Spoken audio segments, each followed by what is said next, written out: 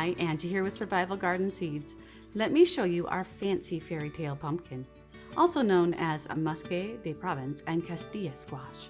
Let's take a look at the seeds.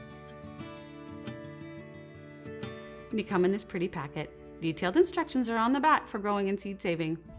Fairytale pumpkins are somewhat of a rarity among hard-shelled winter squash, in that they are one of the few cultivars that can be eaten raw. The French heirloom pumpkin has a squat shape and deep lobes.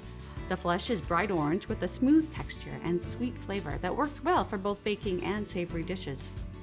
Fairytale pumpkins are very popular in France, where they are sold cut into wedges at marketplaces. They can grow up to 15 pounds each, and their vines can grow 10 feet along the ground or up trellises. They do like growing in hot climates, but also do well in mild climates too. This is one of the types of winter squash with a sweet buttery flavor that makes them perfect for pumpkin pies. Get yours today so you can enjoy this fairytale delicacy.